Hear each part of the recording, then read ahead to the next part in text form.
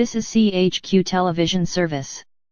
We'll be off the air for approximately 60 to 90 minutes in preparation for CHQ Groundhog Day special. In the meantime, here's our affiliate coverage from Star Television Service. This is Star Television Service. Due to a fire alarm in the facility, programming is temporarily suspended until the fire alarm situation is cleared. Here's our affiliate coverage from SRJ Radio Service. This is SRJ Radio Service. We are conducting scheduled maintenance and upgrades to its equipment as that may take approximately 60 to 90 minutes. We reminded you regarding maintenance just the prior 2 days. In-house programming is suspended until maintenance is complete. In the meantime, here's our affiliate coverage. We're back again on CKFD Radio. I'm Bob Henderson, and you're listening to the Golden Greats of the 50s. It's time to go back now to the year 1959 with one of my old-time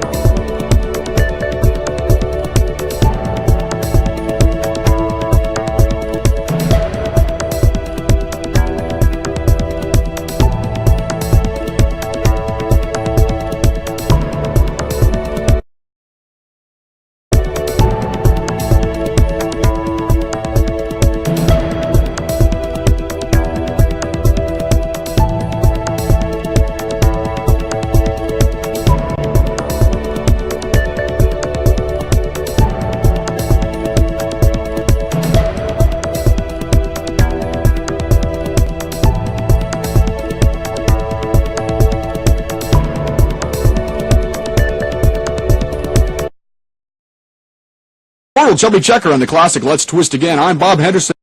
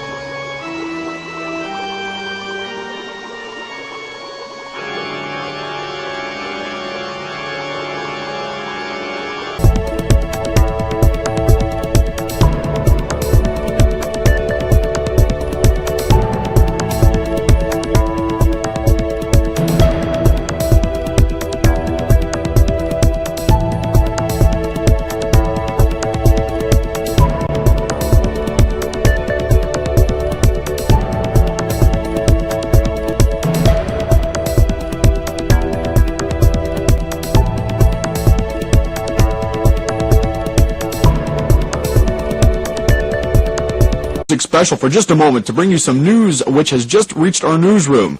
A major development has occurred in Germany regarding the military situation between Soviet and NATO forces. While details are still vague at this time, it is reported that thousands of Soviet troops swarmed into West Germany early this morning in what is reported to be a massive military invasion. NATO forces are apparently engaging the Soviets at this time, and heavy fighting is reported in several West German cities. To repeat the news which has just reached our station, heavy Soviet forces have moved into West Germany in what is reported to be a massive military invasion. NATO and Soviet troops are presently engaged in heavy fighting in several West German cities. That's all we have at this time, but we are expecting updates on the situation from various news centers, and as we do, we'll keep you abreast of the matter. Please stay tuned to CKFD for details. We'll be back in a moment.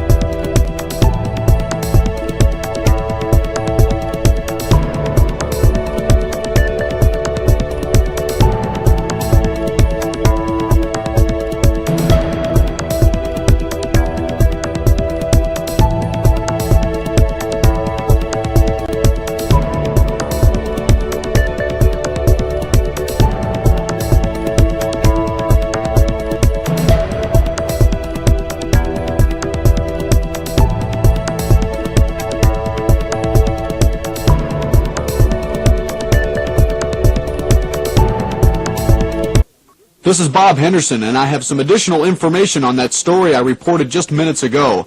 This new report states that Soviet forces have apparently taken some form of control in West Germany, but that NATO has made no territorial concessions to the Soviets.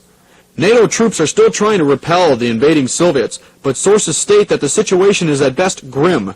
They attribute NATO's ineffectiveness in diffusing the matter to a suddenness and swiftness of the invasion. NBC News correspondent Ted Wilson in London, England, made this special overseas report just minutes ago. This is Ted Wilson for NBC News in London. Soviet forces shattered the peace in Europe today. Early this morning, blitzkrieging Soviet tanks and jets forced their way into West Germany. As one American troop commander said, they came without warning and they came shooting. The attack caught NATO defensive forces by surprise. As a result, they are unable to effectively resolve the situation and restore it to their advantage. Intelligence sources report that heavy Soviet backup forces are preparing for deployment in as many as 3 East German cities, Erfurt, Magdeburg, and Dresden. If indeed these forces are sent into West Germany, there exists little hope of NATO being able to repel them in the given circumstances. Military experts are shocked.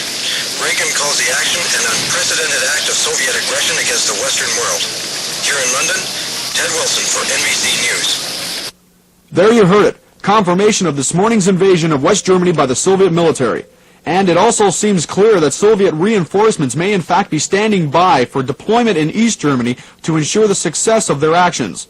At this time, we here at CKFD are trying to get additional reports from various sources in order that we can keep you informed and up to date on the rather incredible turn of events.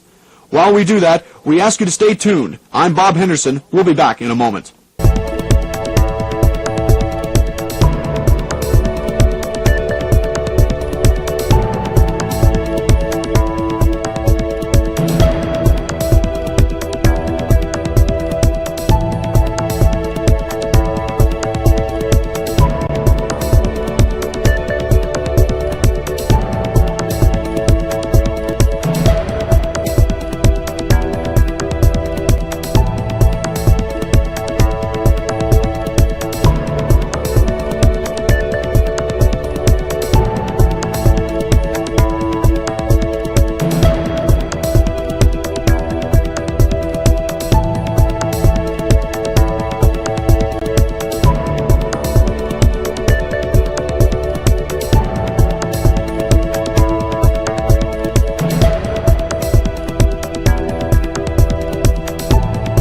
Some alarming news has just reached us regarding the situation in Germany. Many new reports indicate that 2 or 3 nuclear explosions have occurred in East Germany following this morning's conflict between NATO and the Soviet Union. Few details are known at this time, but we do know that the explosions resulted of the firing of an equal number of American-built Pershing II missiles. Nothing is known as to who fired the missiles, who authorized this action, nor the locations at which these missiles were targeted. For those of you who have missed this alarming bulletin, I will repeat it. Many reports are coming into the newsroom stating that the crisis in Germany has taken a frightening turn. 2 or 3 nuclear explosions have occurred in Soviet-occupied East Germany, apparently the result of firing an equal number of American-built Pershing II missiles. These actions following this morning's invasion of West Germany by the Soviet military. I'm being told now that another broadcast from NBC News correspondent Ted Wilson in London is being made at this time, and that we're cutting live into the broadcast now. Please stand by. We're quickly being overpowered. Military intelligence reports indicated conclusively that massive Russian reserve forces were preparing for deployment in the 3 East German cities of Erfurt, Magdeburg, and Dresden. NATO forces were forced to take strong military action to prevent threatened Soviet takeover of West Germany. It is not known on whose authority the 3 Pershing II missiles were launched, but it is clear that the order did not originate in West Germany. All 3 warheads exploded on target within a minute of each other, around half an hour ago. Within minutes of the attack, the Soviet defense systems went on full alert, and a state of emergency exists in Central Europe at this time. We presume that NATO systems did exactly the same. I apologize for that delay. We're trying to make contact with our correspondent in West Germany at this time, but there seems to be a slight problem. As soon as we make contact, however, you will hear from her in what we hope will be an update on the crisis. I do have one report here which comes from our offices in Washington only moments ago. It states that shortly after the nuclear explosions in East Germany, both President Reagan and Soviet President Andropov spoke to one another over the hotline regarding the crisis. Exactly what they said is unknown, but it is reported that the conversation was brief and ended abruptly with the Soviets demanding compensatory action. We'll try to have more information on this phone. 1 minute, please. I'm being told now that contact has been established with our correspondent Diane Wilkes in Dusseldorf, and that she does have an update on the situation there. Diane, this is Ted Wilson in London. Can you hear me? Yes, Ted, I can hear you, although not too well, I'm afraid. We're not receiving you well either. Look, I understand you have a special update on the situation there in Germany. Yes, Ted. To put it bluntly, Germany has become a nightmare. Just minutes ago, I can't believe I'm actually saying this. Just minutes ago, a large nuclear airburst occurred south of us in the city of Bonn. The explosion lit up the entire sky, so much so that even at this distance, it's far brighter than the sun. Then about 30 seconds after the flash, a strong shockwave hit us. The city like an earthquake. Diane, has it been established that the explosion was caused by a Soviet missile? I'm assuming this was an act of retaliation on their part.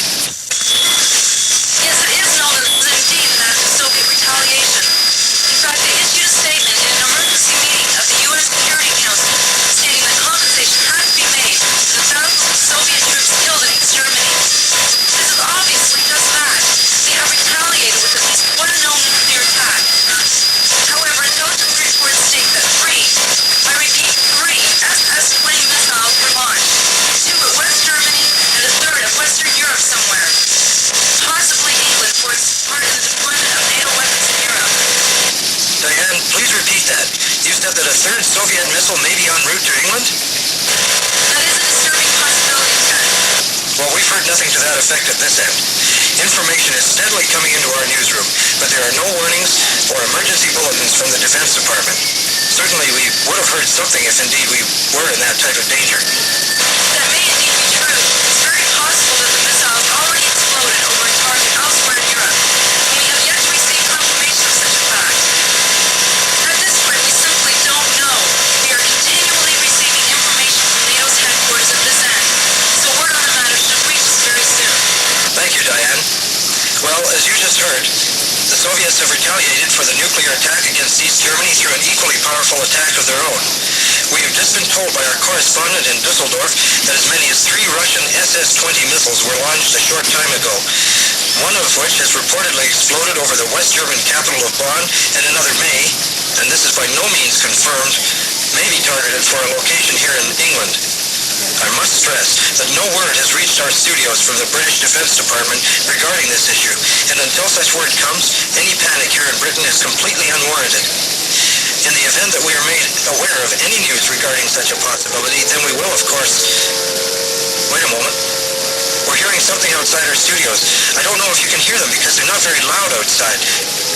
Please hang on a moment while I check into the matter. I'll be back on the air momentarily. This is Ted Wilson back for NBC News. There is a great deal of activity outside our studios, and while no official word has reached our newsroom regarding the possibility of an attack against...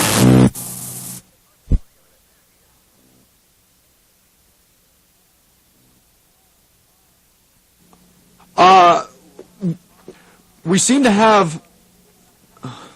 We'll be back in a moment.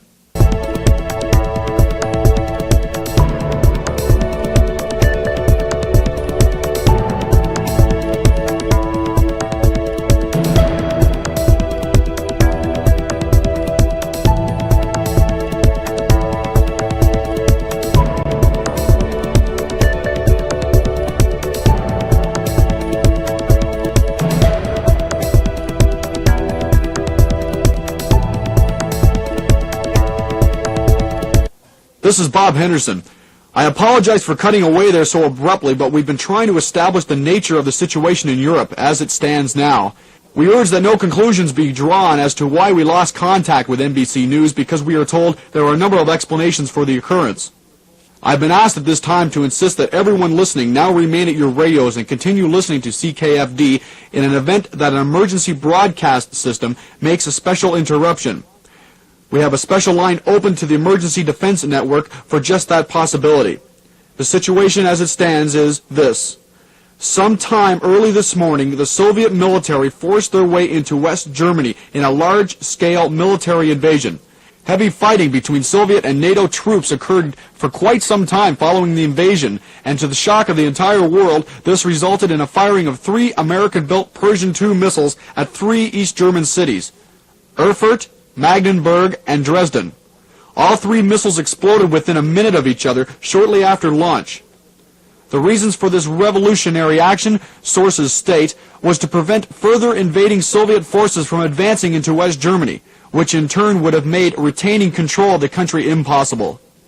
An emergency meeting of the UN Security Council and a telephone conversation between President Ronald Reagan and the Soviet president occurred almost immediately afterward, but both of which ended quickly with the Soviets demanding compensatory action. And as you heard from the NBC correspondent in Dusseldorf just minutes ago, they made serious on that statement and retaliated with equal force. The report stated that 3 SS-20 missiles, the Soviet equivalent to the Pershing II missiles, were fired at both West Germany and a target in Western Europe.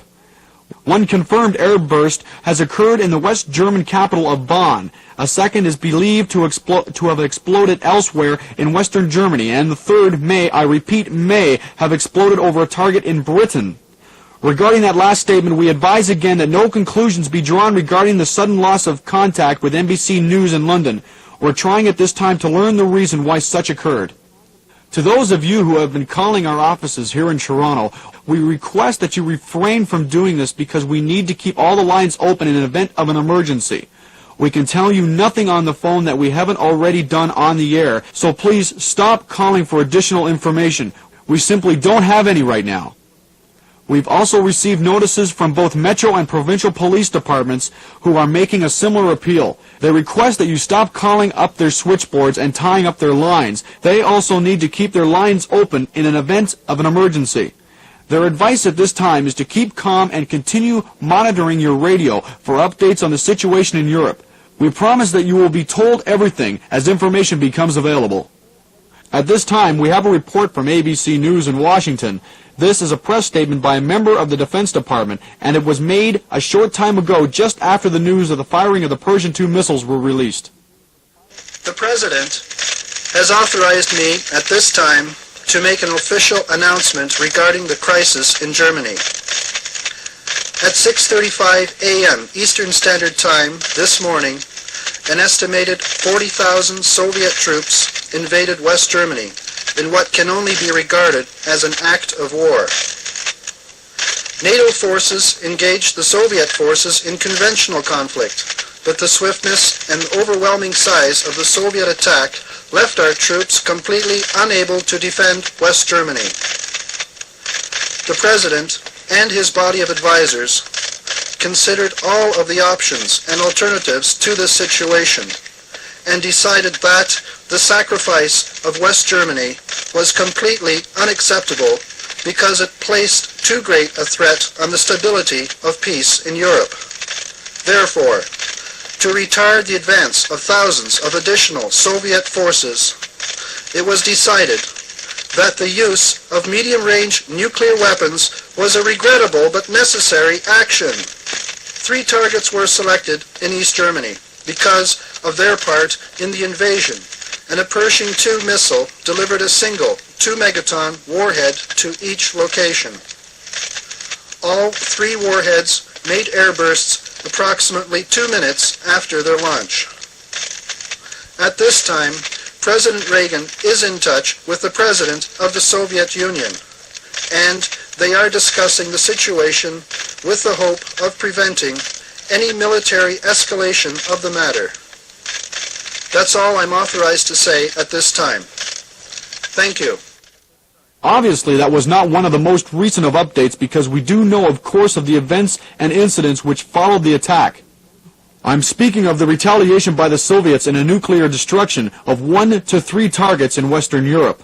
It has been confirmed that Bonn, the capital of West Germany, was one of those targets, a second West German city possibly another, and a city in Britain as an unconfirmed third. I'm going to ask again of our listeners to please stop calling our station. I asked a few minutes ago, but we're still being flooded with calls, and we absolutely must keep all of our lines open in the event of an emergency. Just remain calm and keep tuned to CKFD for details. We're keeping on top of the crisis in Germany, and we'll keep you up to date on the situation as it develops. In keeping with that statement, here is the newest update from our news center. I'm afraid it's not good news. It's official confirmation of the destruction of 2 West German cities by Soviet nuclear weapons. The first was, as we already know, Bonn, and it has also been established that the second city is Hanover. There is no mention of the third SS-20 missile here, but regarding the 2 known attacks, there is no word at this time at the extent of damage or the number of casualties involved. Needless to say, they're probably unimaginable. I'm being told now that we have another report, this one from Tony Blackmore, a CBC correspondent in Ottawa. Richard Earnhardt, first military advisor to Prime Minister Trudeau, came forward minutes ago and held an emergency press meeting to voice the Trudeau administration's reaction to the crisis in Germany. Prime Minister Trudeau has expressed shock and horror over the Reagan administration's decision to use tactical nuclear weapons against Soviet-occupied East Germany. It is his opinion that such an action has needlessly endangered thousands, if not millions, of innocent lives. He has been in contact with the American president in Washington to discuss this matter, but nothing is known of what was said at this time. He has advised all Canadian citizens to remain indoors and to continue monitoring radio and television broadcasts for updates on the crisis. Since that message, a short time ago, additional information on the situation in Europe has become available. It has now been confirmed that the following breakdown in talks between the 2 superpowers. The Soviets retaliated against NATO with the firing of 3 of their SS-20 nuclear missiles. 2 confirmed strikes in the West German cities of Bonn and Hanover have been recorded, and several reports now indicate that the 3rd missile has exploded over a city in Great Britain, but the exact location has yet to be established. CBC News is in contact with the British Embassy in Toronto, and information on this matter should be available in a short time. For CBC News in Ottawa, this is Tony Blakemore reporting. We too are in contact with the British Embassy here in Toronto. We've sent one of our reporters out there, and we hope to have a live report from the embassy momentarily. Until then, or until additional news bulletins reach our newsroom, we're going to pause for our regular scheduled news program with Scott Hunter. Hopefully, in that time, we'll gather enough information for a complete update. We also apologize for the disruption of today's musical programming, but obviously it's best to devote the time to the news regarding the situation in Europe. I'm Bob Henderson. Scott Hunter will be with you for CKFD News in just a moment.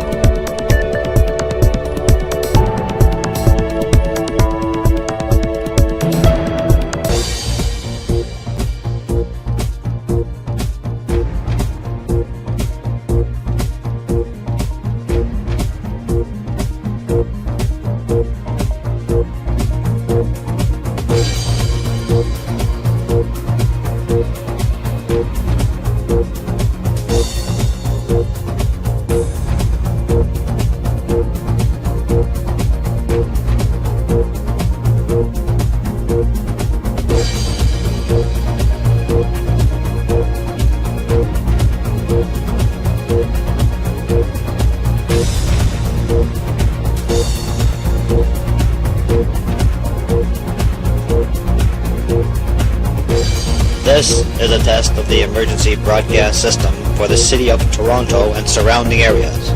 This is only a test.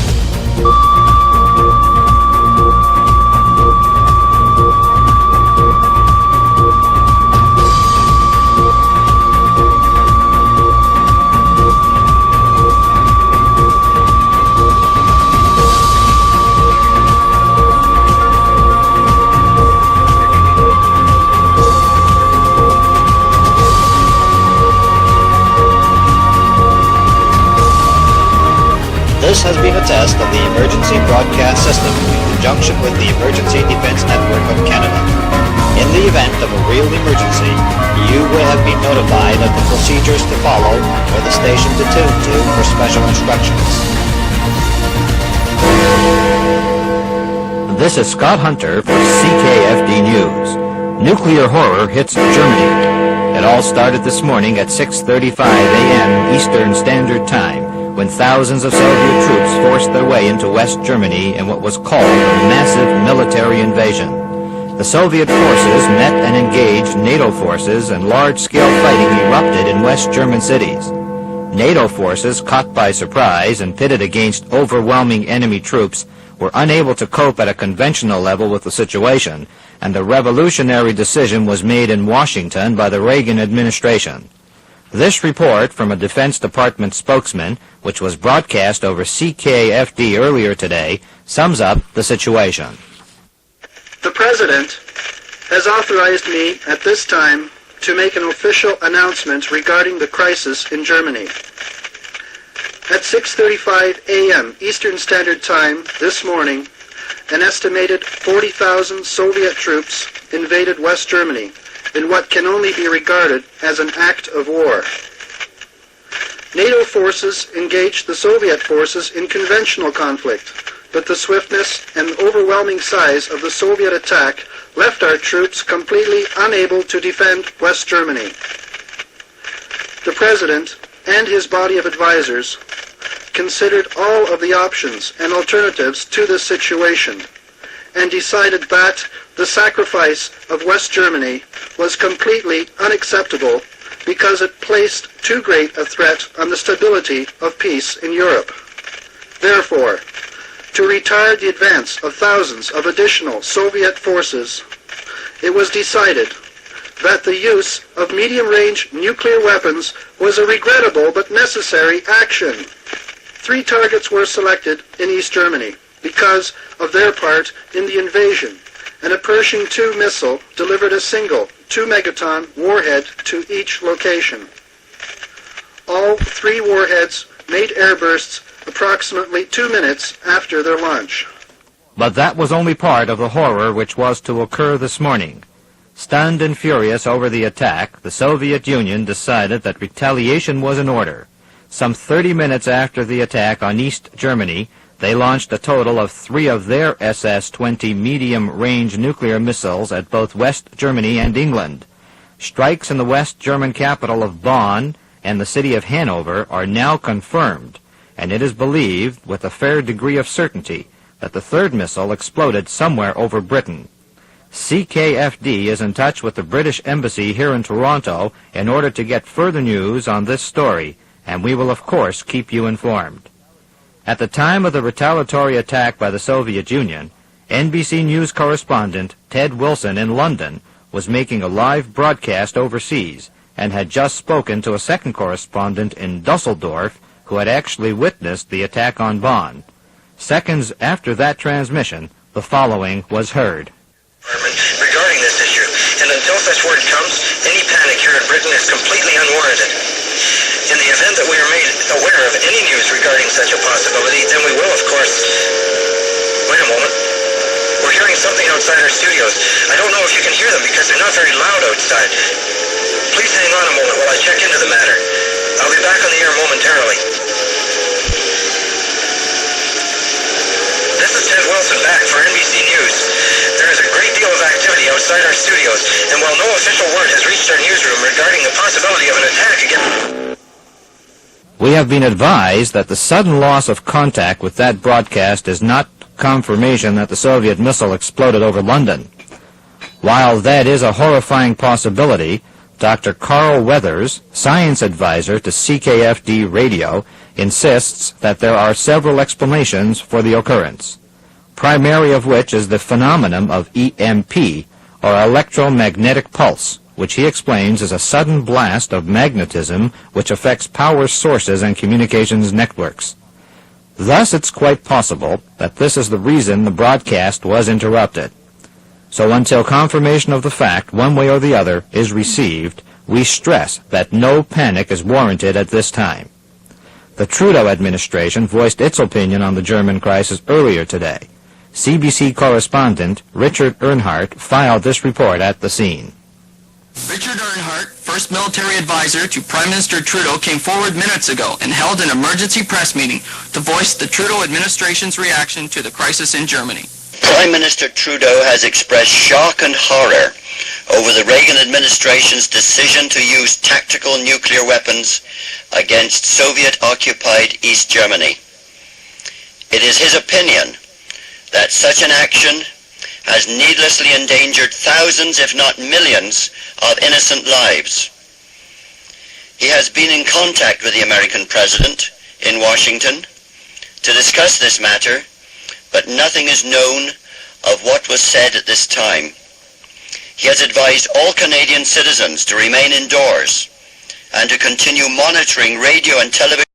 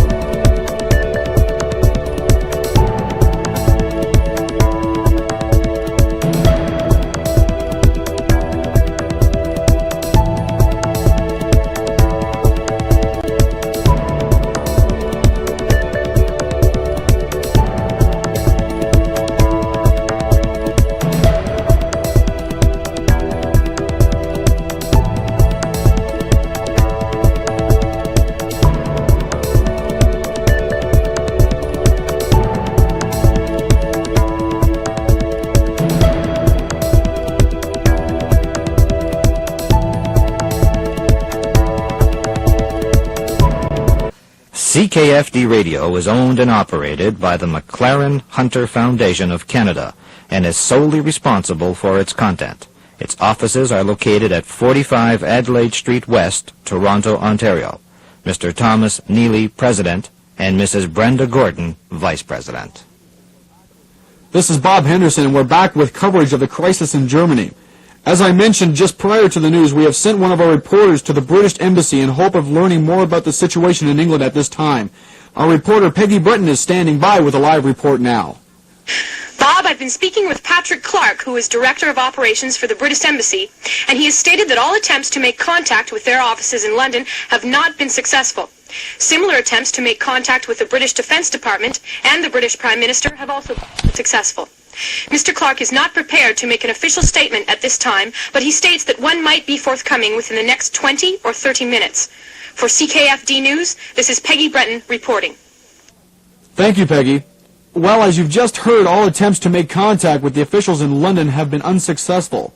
We have been reassured, however, that the embassy is continuing in their efforts and some official word might be available within the next 20 minutes. At this time, we also have a live report from correspondent Mike Parks, who is standing by in Nathan Phillips Square with a report on the public reaction to the use of nuclear weapons in Europe. Bob, I'm standing in the midst of a large public outcry to America's use of nuclear weapons against Soviet troops in East Germany. There are literally hundreds of people here in the square, all shouting anti-America slogans and waving anti-nuclear banners. Toronto hasn't seen the likes of this since the Trudeau government first agreed to the testing of the cruise missile on Canadian soil. Tell me, Mike, just how many people would you guess are at the square at this time? Oh, there have to be well over 300 people here, Bob, and the numbers are still growing. Bay Street as far north as Bloor is just jammed with protesters, and they've brought traffic to a virtual standstill. Yonge Street is in equally bad shape. This is really an unbelievable sight. How is the crowd behaving? Is there any rioting or anything of that nature? There have been a few minor incidents, but nothing too serious as of yet. That could change, however, and I've been told by one police officer here at the scene that several additional divisions of police are on their way in the event chaos breaks out. Looking at this crowd now, that is a distinct possibility. Okay, Mike, thank you. That was a live report from correspondent Mike Parks, who is standing by in Nathan Phillips Square, where it seems a large demonstration is in progress against America's use of nuclear weapons in Europe. We'll continue to have reports from the square as the story develops. During our news broadcast a few minutes ago, we were able to gather several additional reports from assorted sources in the United States. Perhaps it's best that we just play them for you. That way you can get an update on the matter while we check on some new information coming in from our newsroom at this time. This is Vic Phillips in New York City. News of the terrifying crisis in Germany is spreading like wildfire throughout the city, and public reaction is overwhelming. Since the first bulletin surfaced reporting the use of nuclear weapons by NATO, massive rioting and protesting has become rampant. The streets in all areas are quite literally in chaos. Traffic is at a standstill. The police are quite hopelessly trying to deal with the situation, and in many areas the Army Reserves have been called in. The largest protests seem to be centered in two areas, Times Square and here at the base of the UN building. At both locations there are literally thousands of people all screaming and waving assorted protest signs. At one point, many here at the UN building were even chanting a song of peace. Police are at the scene but are having great difficulty controlling such large crowds. One can only hope that word of a ceasefire comes from the war-torn Germany and that such news eases the fear and despair of the American people. For WKTC News in New York City, this is Vic Phillips reporting. This is Peter Masterson in Kansas City. An uneasy feeling has swept through this area since the first news of the crisis in Germany was released. While nuclear combat has always been viewed by everyone as the ultimate horror, it has a special and unique significance here. The reason is simple. This entire area is littered with launching tubes for Minuteman ICBMs, and thus is ground zero to an enemy attack. This has concerned many of the residents of Kansas City for years, but in light of this morning's news from West Germany, their concern has been intensified. Reports from all along the Kansas-Missouri border indicate that officials and technicians from the North American Air Defense Command have been inspecting all of the some 200 missile silos here. Mayor Barry Dunlop made a formal request to the NORAD officials for an explanation of this matter in order to suppress what he called a pall of fear and unease. That request was made over 30 minutes ago, but no response has been made as of yet. For ABC News in Kansas City, Missouri, this is Peter Masterson. This is Bob Henderson back again, CKFD, We're putting a temporary hold on those news stories for just a second because our correspondent Peggy Britton at the British Embassy has some new information for us. We're going live to the embassy now. Peggy, can you hear me? Yes. Yes, I can, Bob. I understand you have some news for us on the situation in Britain. Yes, Bob. It's not good. It's as we feared when contact was first lost with NBC in London. I've just been told that it is now confirmed that a thermonuclear explosion has occurred in Britain at Heathrow City Airport in West London. The blast and resulting shock effect have caused massive destruction in the city, and it is believed that the entire British Parliament is dead. NATO forces have apparently assumed control of the military in England. There is no word at all as to the number of casualties, the exact extent of the damage, nor the measures that will need to be taken to deal with the situation, if indeed anything can be done. Peggy, just how was this news received? Patrick Clark, the director of the embassy, was unable to make contact with any source in London, and was thus forced to try other British cities. Contact with a cruise missile firing station near Birmingham was made instead, and it was one of the American officials at that location who informed us of the tragedy in London. Thank you, Peggy. Please keep in touch. Absolutely, Bob. My God. To repeat what Peggy Britton has just told us, we now have confirmation of our worst fears. London, England, has been hit by a nuclear warhead delivered by the Soviet SS-20 missile. This obviously... I'm sorry, folks. I don't know what to say right now. I think it's appropriate at this time that we have some silence, so that each of us can reflect on what has happened in our own way. Please don't leave your radios. I'll be back in a minute. Was an unspeakable act of Soviet aggression and could not go unanswered despite the potential outcome of retaliation on NATO's part. Both the American officials in England and in Italy concurred with this, despite fierce opposition from other NATO countries in Europe. But President Reagan and his body of advisors informed the respective leaders of these nations that to tolerate the destruction of London was nothing less than to capitulate to communist terrorism and inhumanity on the most satanic level possible. And this, he also stated, was simply unacceptable. With Italy and Britain in complete agreement, their joint supply of cruise missiles were moved into position and fired in a total of 5 waves. Since we are receiving such news on a delayed basis, we can only assume that the warheads are nearing their targets at this time, if they have not already done so. Obviously, this is by far the most serious crisis that has ever faced the human race because of its potential outcome. Now more than ever, communication is essential, and we at ABC News are doing our best to keep the American public completely aware and informed in this time of uncertainty. We have our correspondents all across the country, all across the world in fact, and many of these are stationed in key areas to facilitate quick and concise information on any sudden development. Such developments will come your way as soon as possible. Hopefully, many will be live, circumstances permitting. To recap the latest bulletins, NATO forces have stepped up the conflict in Europe to a new level of terror. Following the Soviet attack on London a short time ago, the controversial cruise missile was deployed and fired for the first time in its history in both England and Italy. The complete supply of cruise missiles were fired at Soviet targets in a total of 5 waves, and it is our belief that many of those, if not all of them, have already reached their targets.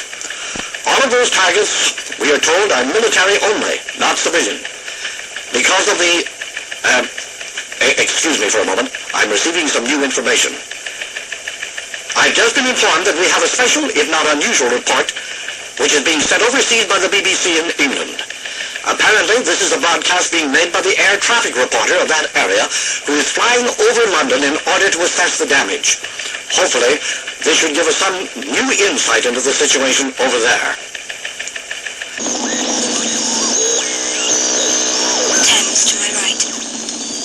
Just ahead now are several structures, all still standing but with heavy structural damage. Cracked walls, shattered windows, that sort of thing.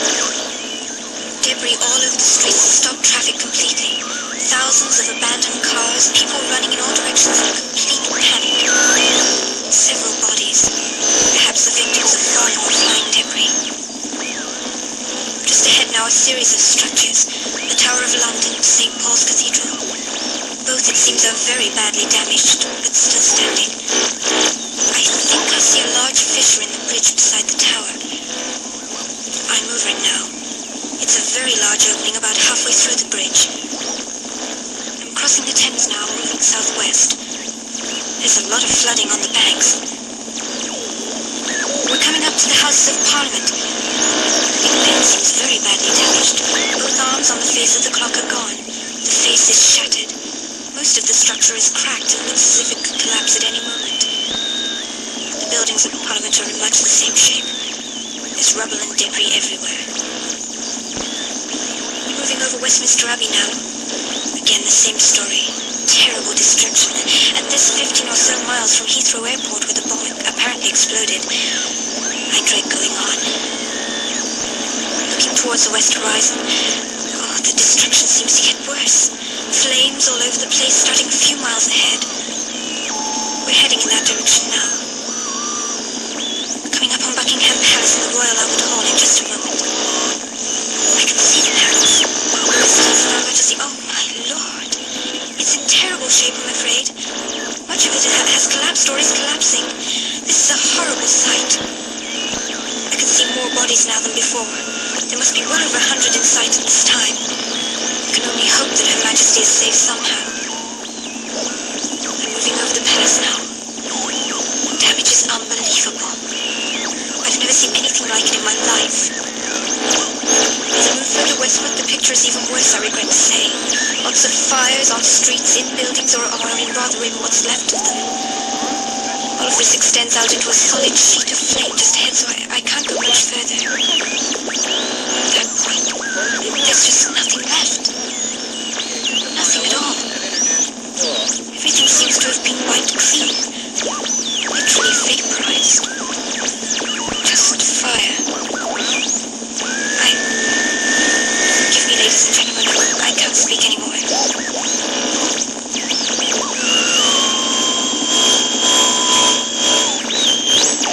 We're interrupting that ABC broadcast momentarily to take you live to Nathan Phillips Square, where Mike Parks is standing by with an update on the situation there. Michael?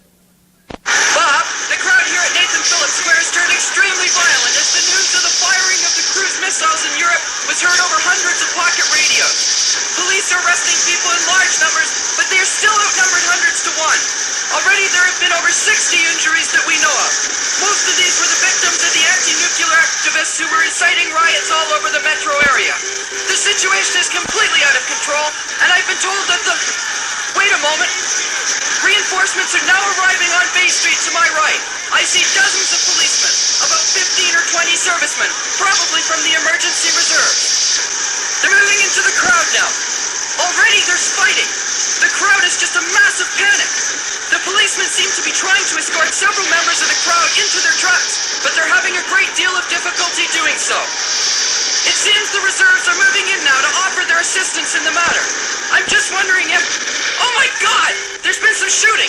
We just heard several shots from the troubled area. I can see lots of guns being drawn now, and I think I see some bodies on the ground. I think one of them may be a policeman. I'll try to move in closer in order to get a better view of the activity ahead of me.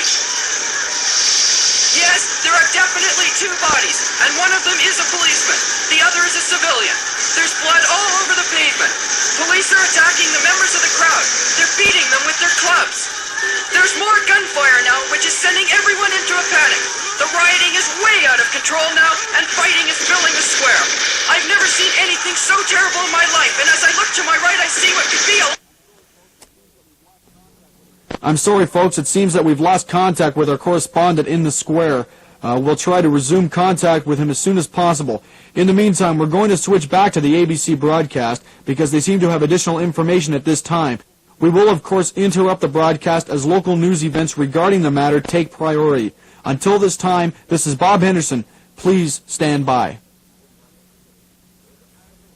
In London, there is apparently massive damage throughout the city. Numerous confirmed deaths, as one might unfortunately expect, and it seems many panicking survivors. The city, we are told, is in utter turmoil as a result of the attack, and we expect that the situation in Germany is probably far worse. I Our scientific advisors here at ABC News are telling us that according to their calculations, the supply of NATO cruise missiles have reached their Soviet targets by now. But no word to either confirm or deny this has been received as of yet. Obviously, this is very frightening news to all of us, so in order to get a better understanding of what is happening from a political point of view, we have with us Dr. James Rosenberg, who is a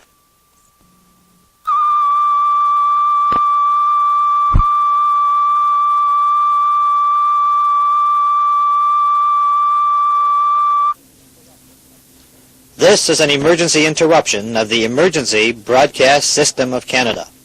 This is not a test. Repeat, this is not a test. In a moment, you will be receiving special pre-recorded instructions from the Defense Centre of Canada in Ottawa. Obey and follow these instructions immediately. These instructions were designed in compliance with Defense Act 42 of the new Defense Activity Program. We repeat, this is not a test. The following instructions have been designed to offer you, the listener, a greater opportunity of survival in the event of a nuclear attack. Please follow them immediately and concisely. Above all, do not panic.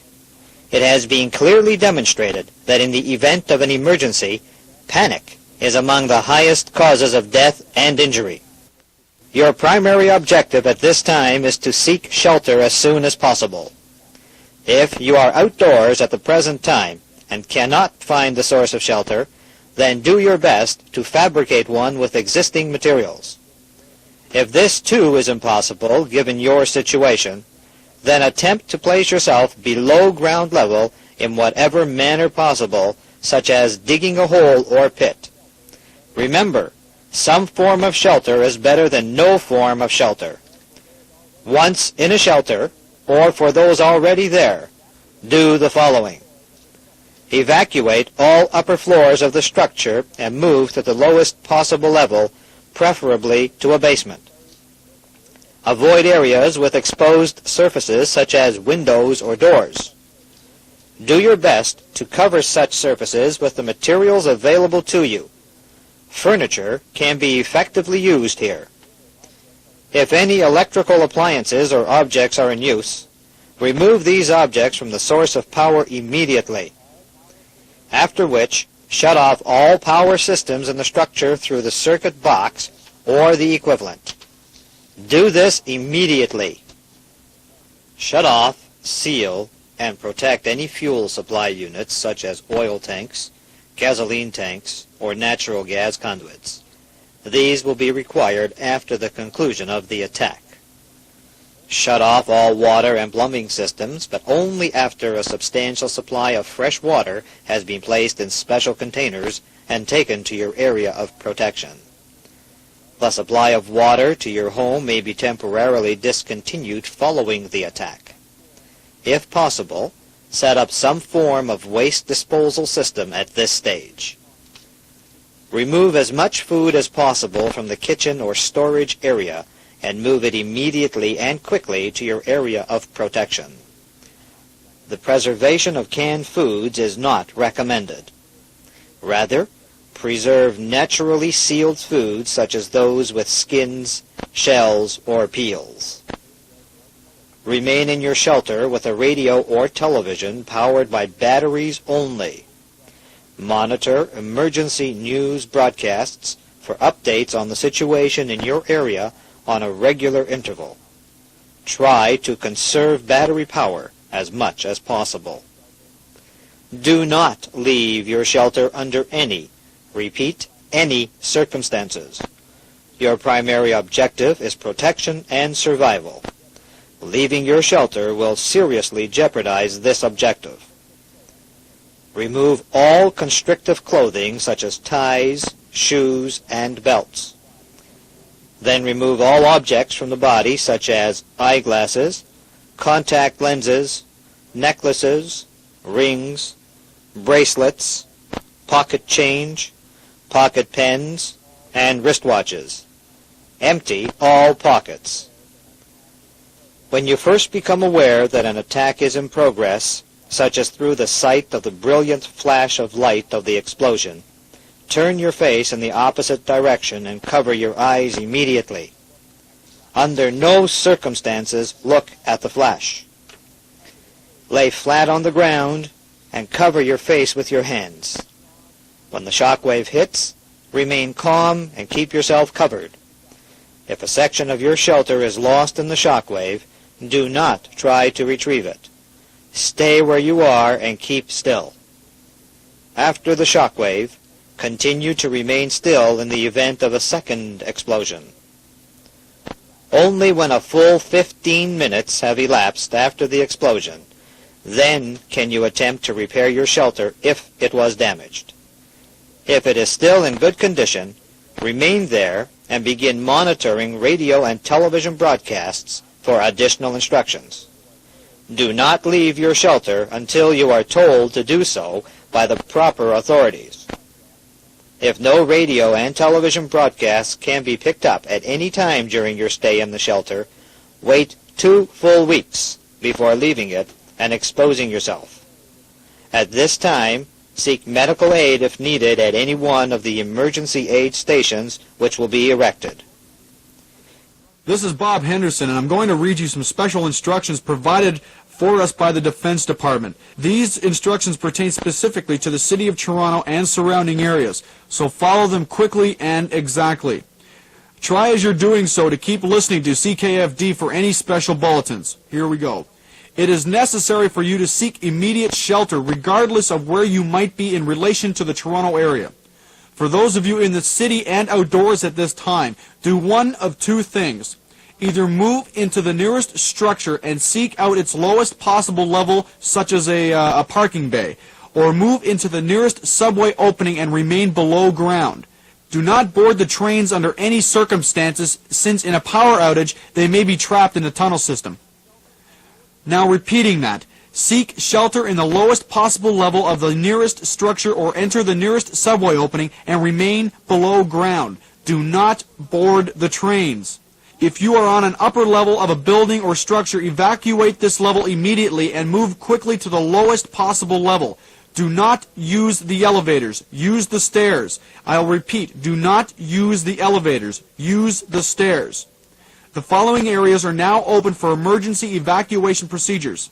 The Master Parking Center on 22 Bloor Street West, the McDuffie Parking Center on 145 Eglinton Avenue East, the basement of the Hamilton Building at 300 Adelaide Street West, the Metal Factory at 257 Richmond Street West, the parking lot of the Continental Building 18 King Street East, the printing level of the Star Building at 1 Yonge Street down near the Lakeshore, the receiving level at the Dufferin Tower on University Avenue, any Honest Ed's floor warehousing on King Street West, the new Supermall at 600 King Street East, the Ontario College of Art at 100 McCall Street, the McLaughlin Planetarium on University Avenue, the McLaren Building of the University of Toronto. All of these areas are part of a special defense program set up for quick and effective evacuation procedures. If you happen to be near any of these locations, they will be more than happy to provide you with temporary shelter. Again, if you are not near these locations, enter the nearest building and seek out its lowest level, or enter the nearest subway opening and remain below ground. Do not use the trains. If you are at home, follow the instructions given by the emergency broadcast system minutes ago. That is, find an area of protection at the lowest level of the house and take to it a large supply of water, food, blankets, batteries, a radio, a flashlight, and some form of waste disposal system. Set up a temporary shelter in which you could reside for 2 weeks if necessary. Okay, 2 weeks. Hopefully you won't have to, but it's best to be prepared for the worst. Once there, continue to monitor CKFD for details and information. I'm going to repeat that for you again. It is necessary for you to seek immediate shelter regardless of where you might be in relation to the Toronto area. For those of you in the city and outdoors at this time, do one of 2 things. Either move into the nearest structure and seek out its lowest possible level, such as a parking bay, or move into the nearest subway opening and remain below ground. Do not board the trains under any circumstances, since in a power outage they may be trapped in the tunnel system. Now repeating that. Seek shelter in the lowest possible level of the nearest structure or enter the nearest subway opening and remain below ground. Do not board the trains. If you are on an upper level of a building or structure, evacuate this level immediately and move quickly to the lowest possible level.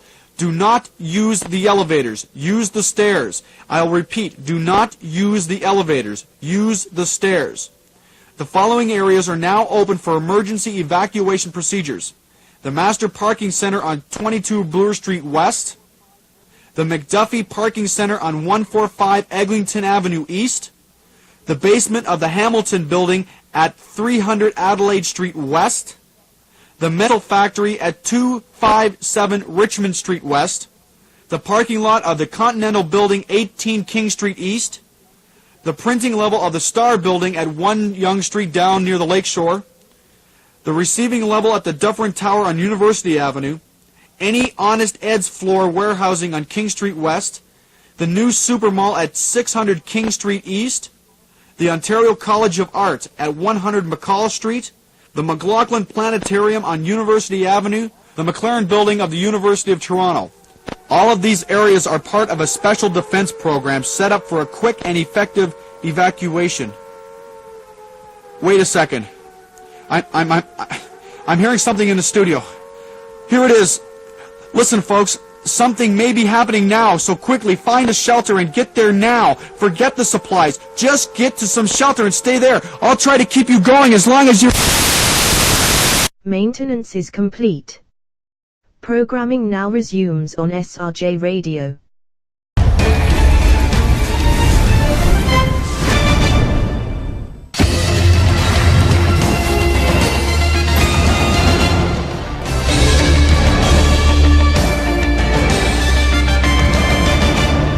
The fire alarm situation is now cleared.